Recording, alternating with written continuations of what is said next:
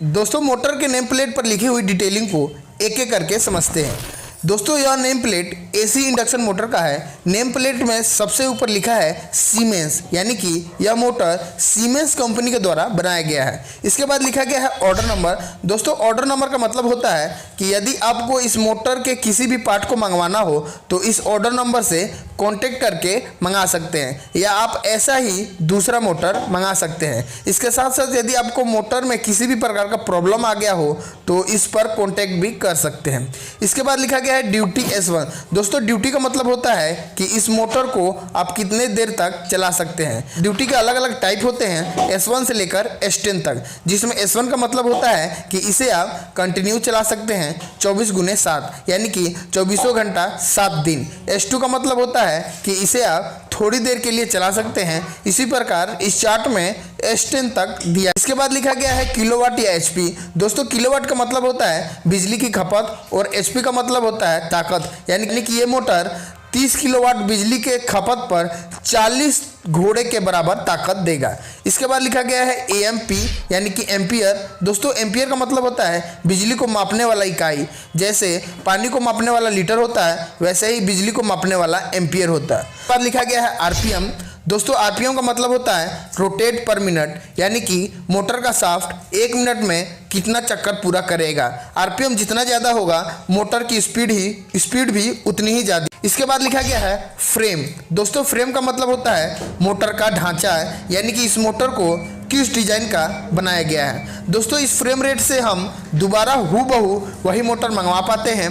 दोस्तों मोटर मंगवाते समय फ्रेम रेट के साथ साथ एक और चीज़ का ध्यान दिया जाता है कि कंपनी ने मोटर बनाते समय किस स्टैंडर्ड को फॉलो किया है। दोस्तों मोटर बनाते समय कंपनियां जनरली 2 प्रकार के स्टैंडर्ड को फॉलो करती है। NEMA national electrical manufacturer association, IEC international electrical manufacturer association. इसके बाद लिखा गया है क्लास इंसुलेशन। दोस्तों क्लास इंसुलेशन का मतलब होता है कि मोटर में जो वाइंडिंग की गई है उस वाइंडिंग के प्रोटेक्शन के लिए जो इंसुलेशन का यूज़ किया गया है वह कितने टेम्परेचर तक झेल सकती है। दोस्तों अलग अलग टेम्परेचर को अलग अलग अल्फ़ाबेट से डिनोट किया जाता है, यह है उसका चार्ट। इसके बाद लिखा गया है IP55। दोस्तों IP का मतलब होता है कि इनग्रेस प्रोटेक्शन, यानी कि इस मोटर को बाहरी पर्यावरण से कितना प्रोटेक्शन दिया गया है, मतलब धूल पानी हवा से यह कितना सुरक्षित है। इसमें 5 को 2 भागों में बांटा गया है, जिसका अलग अलग मतलब होता है। पहले 5 का मतलब है सॉलिड और दूसरे 5 का मतलब होता है लिक्विड। सॉलिड को 0 से लेकर 6 नंबर तक रेंज दिया गया है और लिक्विड को 0 से लेकर 8 नंबर तक रेंज दिया गया है। यदि किसी मोटर का IP रेटिंग 68 हो तो वह मोटर 100% सॉलिड से सुरक्षित है और 100% लिक्विड से सुरक्षित है, क्योंकि 68 सॉलिड और लिक्विड का मैक्सिमम रेंज है। इसके बाद लिखा गया है वोल्ट 415 ट्रायंगल। दोस्तों इस ट्रायंगल का मतलब है कि इस मोटर को 415 वोल्टेज की डेल्टा सप्लाई ही देनी है।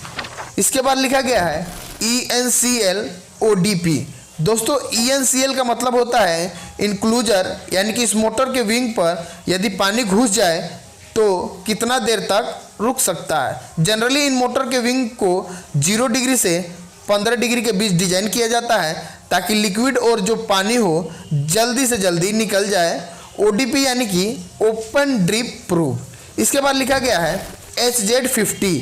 दोस्तों HZ का मतलब होता है फ्रीक्वेंसी। जैसा कि हम जानते हैं AC करंट सांप के जैसा टेढ़ा चलता है, इसी टेढ़ेपन यानी कि ऊपर नीचे को फ्रीक्वेंसी कहते हैं। और इसमें जो 50 लिखा हुआ है इसका मतलब है कि करंट 1 सेकेंड में 50 बार ऊपर नीचे हो रहा है। इसके बाद लिखा गया है EFF 86%। दोस्तों EFF का मतलब होता है इफिशियंसी, यानी कि पावर लॉस। दोस्तों दुनिया में किसी भी चीज़ की इफिशियंसी पता करने के लिए एक ही फॉर्मूला होता है कि आपने इनपुट क्या दिया है और आपको आउटपुट क्या मिल रहा है। दोस्तों यह मोटर हमें 86% इफिशियंसी दे रहा है। इसका मतलब है कि हम इस मोटर को 100% इलेक्ट्रिकल पावर दे रहे हैं और सारे लॉसेस को काट के यह हमें 86% मैकेनिकल एनर्जी दे रहा है। इसके बाद लिखा गया है AMB 50 डिग्री सेल्सियस। दोस्तों AMB का मतलब होता है एम्बिएंट टेम्परेचर यानी कि इन्वायरमेंट टेम्परेचर जहां यह मोटर यूज होगा वहां का टेम्परेचर बाहरी वातावरण 50 डिग्री सेल्सियस रहना चाहिए। इसके बाद लिखा गया है कूलिंग IC 611। दोस्तों कूलिंग IC 611 का मतलब होता है कि इस मोटर को कूलिंग रखने के लिए कौन से तरीके को काम में लिया गया है। इसके बाद लिखा गया है PH3। दोस्तों PH3 का मतलब होता है कि इस मोटर में 3 फेज की सप्लाई है। इसके बाद लिखा गया है KVA कोड G। दोस्तों KVA कोड का मतलब होता है कि मोटर स्टार्ट होते समय वह कितना पावर कंज्यूम करेगा। यह जानकारी हमें KVA कोड के द्वारा ही मालूम पड़ता है। KVA कोड के सामने लिखा है G। यह है KVA कोड का चार्ट। इस चार्ट में अपने मोटर का KVA कोड का अल्फ़ाबेट ढूंढेंगे और उसके सामने जो अप्रॉक्सीमेट मिड रेंज है उसमें अपने मोटर के HP से गुना कर देंगे तो आपका टोटल KVA निकल जाएगा और जो आंसर आएगा वही आपके मोटर का स्टार्टिंग में पावर कंजप्शन होगा। इसके बाद लिखा गया है पोल 4।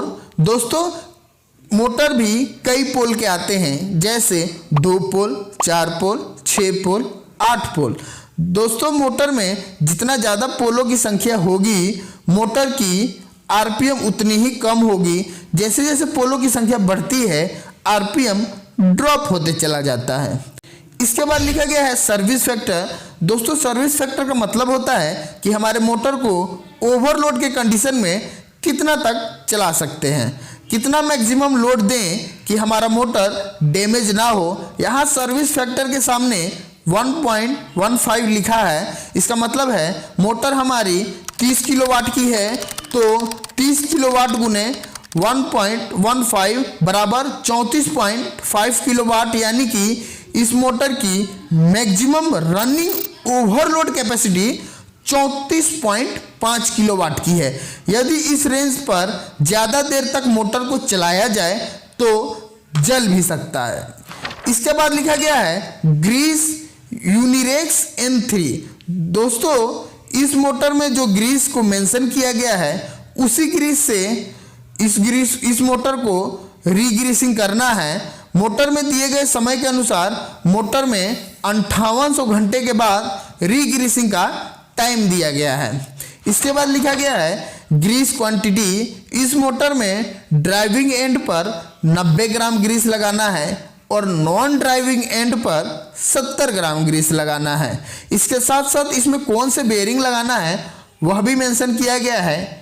इसी बेयरिंग को दोबारा इस मोटर में लगा सकते हैं।